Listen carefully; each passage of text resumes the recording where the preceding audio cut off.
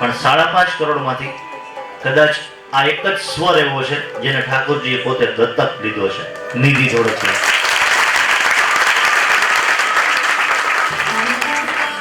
અને અમારો સ્વર છે એના કરતા વધારે સારો બનાવીને પહોંચાડવાની જેઓ જવાબદારી નિભાવી રહ્યા છે અજંતા સાઉન્ડ અમદાવાદ.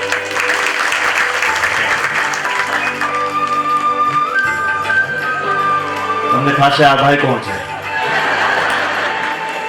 પણ મિત્રો આપ સૌ વૈષ્ણવ અહીં બિરાજો છો. અમે ગામે ગામ આ શ્રીનાથજી સત્સંગના કાર્યક્રમો કરીએ છીએ. એમાંથી 10 માંથી એક એવો કાર્યક્રમ હશે કે જેમાં તેજસ નહીં હોય.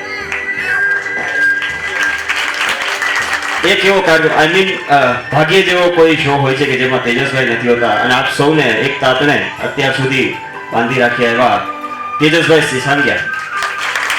પ્રોફેશનલી તેઓ આજ તક ન્યૂઝ ચેનલના ક્રાઇમ રિપોર્ટર છે સૌરાષ્ટ્ર કચ્છ કાઠિયાવાડના. ખૂબ જ સારા વક્તા અને ખૂબ જ સારું ગાય પણ છે. એકવાર જોરદાર તાળી એમના માટે. હા, મારા ઘરવાળાને કોઈ પૂછે ને કે તમારા હસબન્ડ ગાય છે તો કે ના, મારકની ગાય છે.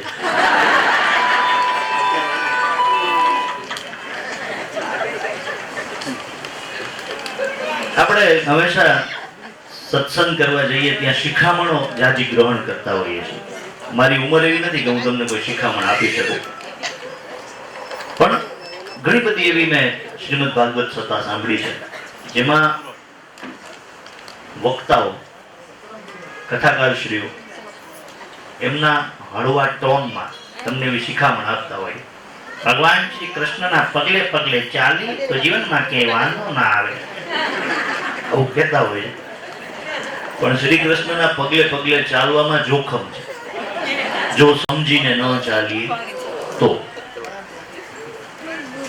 સપ્તપદીના ફેરા ફરો ને ત્યારે ગોરબાપા એમ કહેતા હોય કે પતિના પગલે પગલે ચાલવો. ઇલેક્ટ્રિશિયન હોય તો હું રોજ થાંભલે ચડવું એની વાંહે.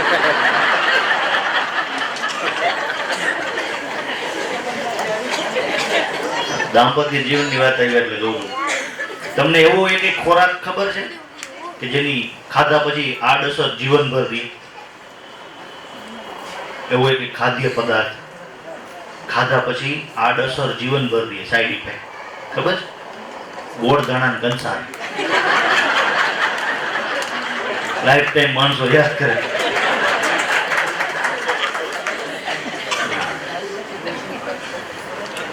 એટલે મૂળ મુદ્દા ઉપર પરત આવું છું. શ્રી કૃષ્ણના પગલે પગલે ચાલવાની વાત છે. શ્રી કૃષ્ણના પગલે પગલે ચાલવામાં સૌથી મોટું જોખમ એ છે કે જો સમજદારી ન હોય તો શ્રી કૃષ્ણનું અનુકરણ ન કરવું. કારણ કે ભગવાન શ્રી રામે જેમ કર્યું એમ કરાય અને ભગવાન શ્રી કૃષ્ણએ જેમ કહ્યું એમ કરાય. આમાં ગોટો ન થવો જોઈએ. ભગવાન શ્રી કૃષ્ણએ સૌથી પહેલા નાનપણમાં એના મામાને પતાવી દીધા હતા. આપણે એ ધંધો ન કરાય.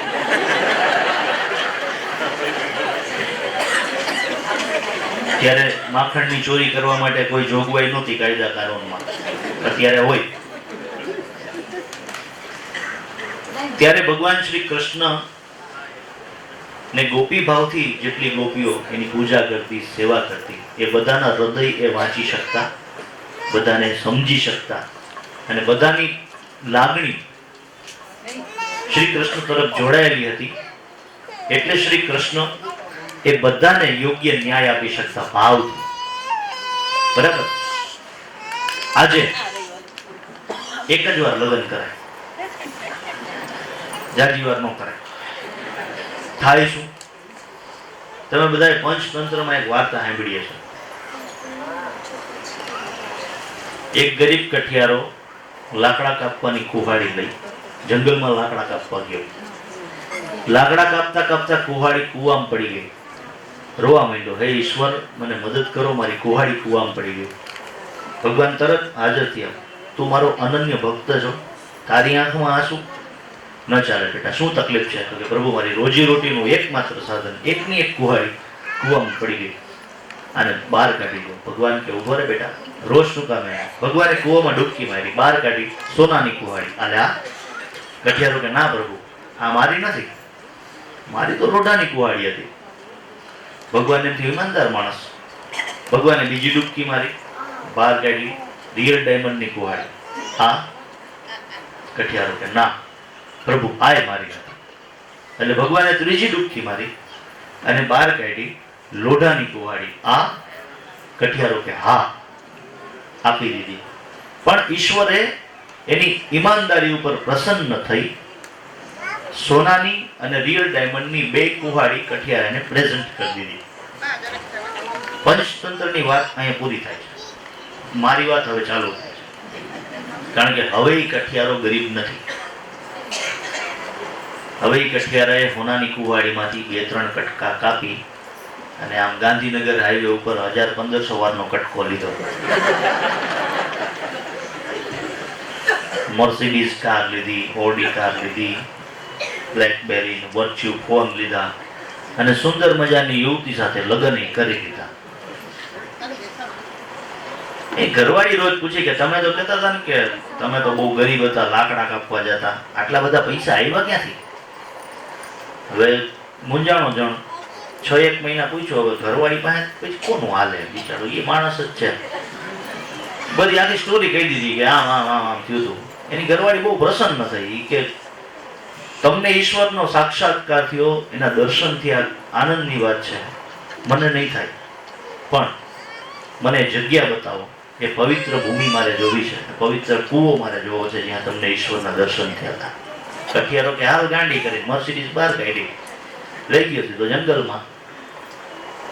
આગેથી બતાવ્યો જો ઓલો કૂવો, હાલ ભેગા ભેગા જાય. ત્યાં ગયા ને તો આ તો કે હા, આ ધબ કરતી પડી અંદર, પગ લઈશો.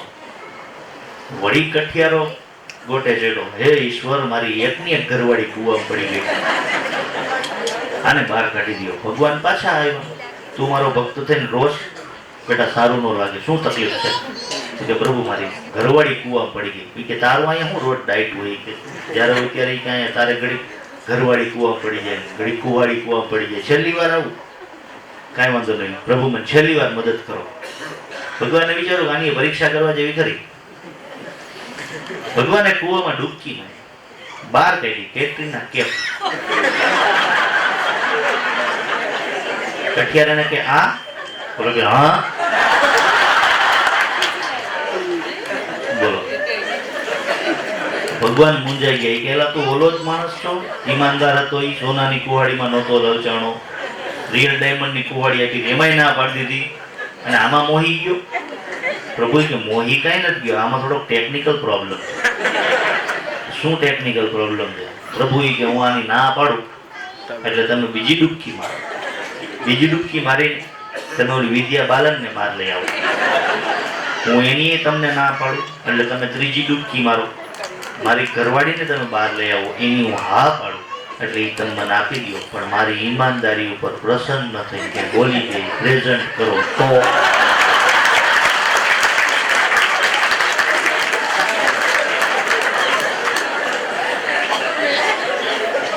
પ્રભુ કે એક ઘરવાળીને હાચવવામાં હોનાની કુહાડીના કટકે કટકા થઈ ગયા. 3 ભેગી થાય તો મારે પાછું જંગલમાં જ જવું પડે. આ રિયાલિટી, આ મોંઘવારીની જાજુ કઈ પોહાય જ નહીં આપણને. હવે ઘરવાળી આવે તો ભેગા સગા સંબંધી આવે ને, સાસુ સસરા સાળો સાળી બધાય. હવે બન્યું એવું કે આ બધાય ડેમે ફરવા ગયા. હવે એમાં કઠિયારાના સાસુમાનો પગ લઈ તો ડેમમાં પડ્યા. કઠિયારાને એમ થયું કે આના હાટું થોડું ભગવાનને બોલાવાય. બિચારાએ માર્યો ધૂપકો, સાસુમાને જીવતે જીવતા બહાર કાઢ્યા.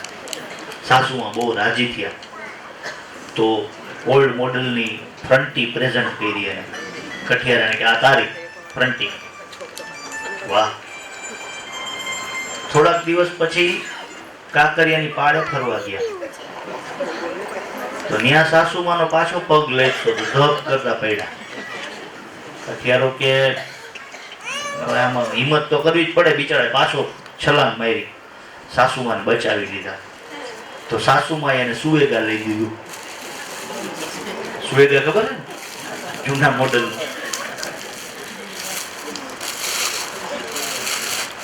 થોડાક દિવસ પછી ગામડે ક્યાંક ગુનામાં નાવા ગયા છે, પાછા સાસુમાં પડ્યા. કઠિયારો કે હવે આને બચાવીશ ને તો સાયકલ લઈ દે, ને એ પૈડા વગરની. અદબ કરીને ઉભો રહ્યો તો બુડબુડ બુડબુડ કરતા સાસુમાં તળિયે પોગી ગયા. સસરાએ મર્સિડીઝ લઈ દીધી.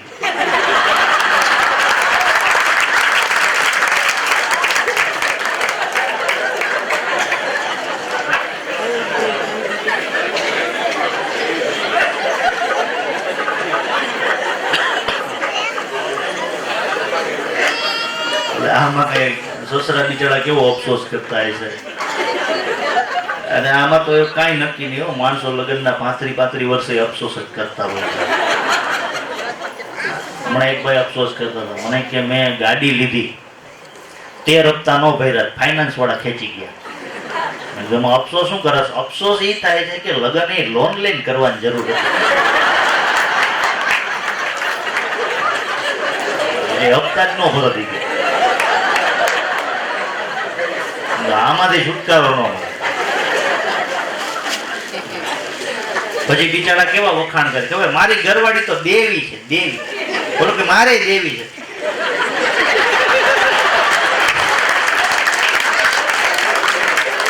કોઈ લેતું નથી.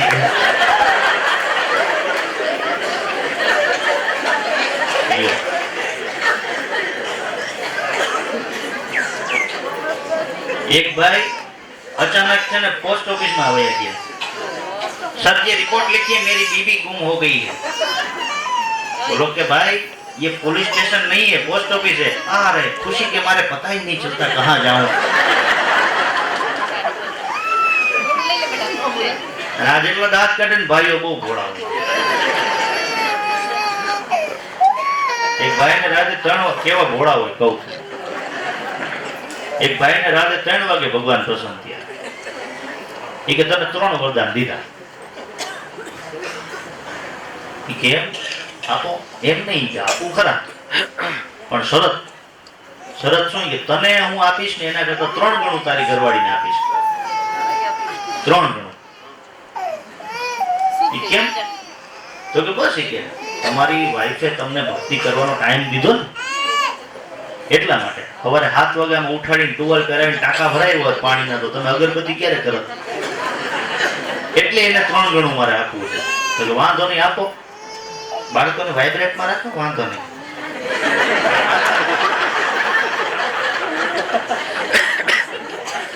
એ સાયલેન્ટ નો રહે કોઈથી. એ બિચારા નો બોલે એ સારું. ખાલી એટલું જ પૂછવાનું, બેટા તારા પપ્પા શું કરે છે? કે મારી બા કેમ કરે છે.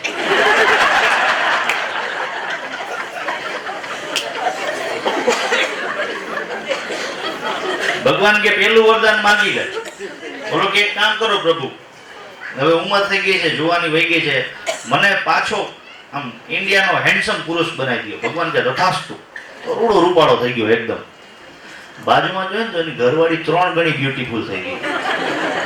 ભાઈની ઈર્ષા થઈ. બીજું વરદાન માંગ તો કે પ્રભુ ખેંચા ખેંચી હે થોડીક પૈસાની, એક કામ કરો કરોડપતિ બનાવી દો. ભગવાન કે તથાસ્તુ. તો એની આજુબાજુમાં 1 કરોડનો ઢગલો થઈ ગયો. બાજુમાં જોયું તો એની ઘરવાળી 3 કરોડના ઢગલા ઉપર બેઠી હતી. 3 ગણું મળે ને. ભગવાન કે ત્રીજું વરદાન છે, છેલ્લું વિચારીને માંગજે. તો કે હળવો એટેક દ્યો.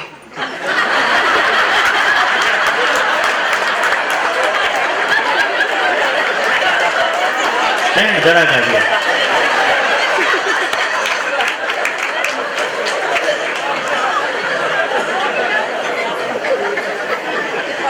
બિચારા ભાઈઓ બહુ પણ આ તો બહેનોને કઈ ચિંતા કરો. ભાઈઓને હું કહું છું, તમારી વાઈફ તમને ધારે ને તો લખપતિ બનાવી શકો. શરત ઈ કે તમે પહેલા કરોડપતિ હોવા જોઈએ.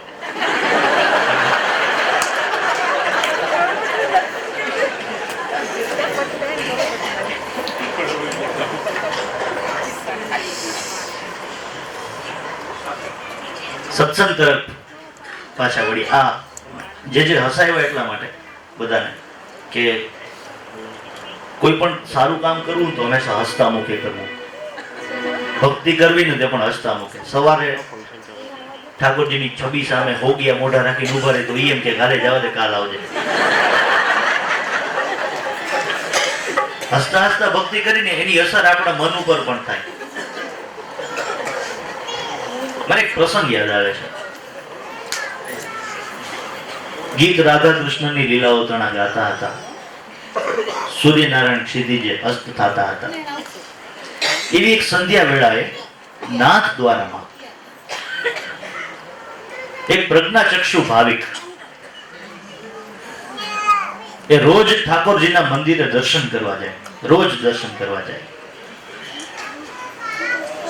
અને નાથ દ્વારા તમે બધા ગયા છો, ત્યાં કેટલી ભીડ હોય.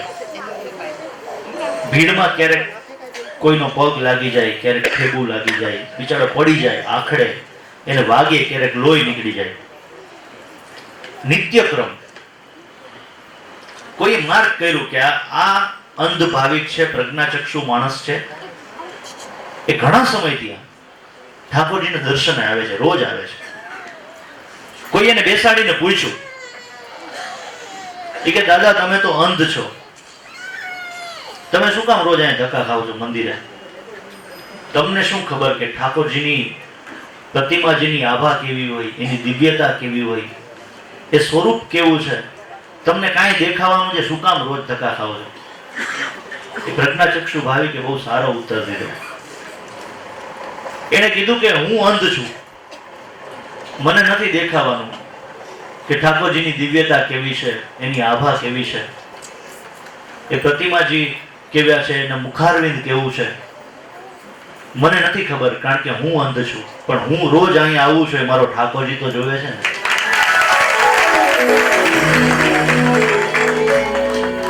આને કહેવાય નિસ્વાર્થ ભક્તિ. મુક્તિ મળે કે ના મળે, મારે ભક્તિ તમારી કરવી છે.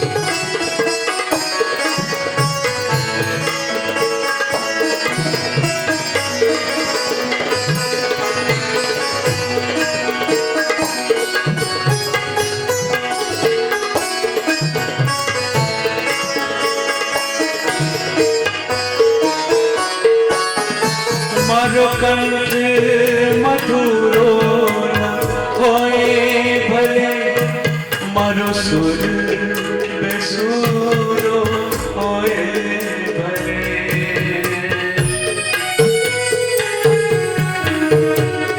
ઓ મારો કંદ મધુરો હોય ભલે મારો સુર બેસુરો હોય ભલે શબ્દો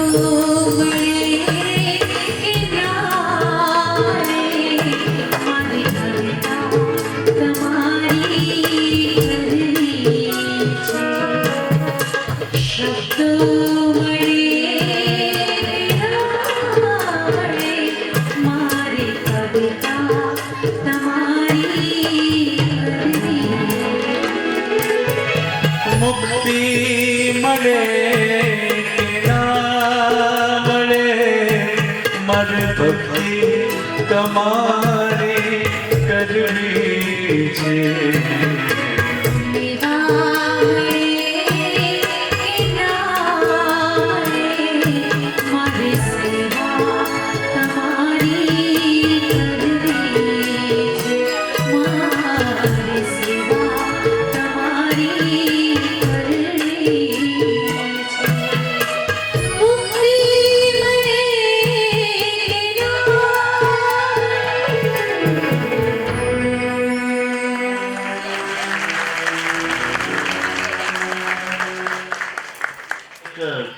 કિસ્સો યાદ આવ્યો. 3 મિત્રો હતા. ત્રણેય પાર્ટનરશિપમાં 11મા માળે પેન્ટ હાઉસ લીધું એક કોમ્પ્લેક્સમાં. 11મા માળે ત્રણેય રાત્રે પિક્ચર જોઈને પાછા આવ્યા. ગાડી પાર્ક કરી, જોયું તો લિફ્ટ બંધ હતી. 11 માળ સુધી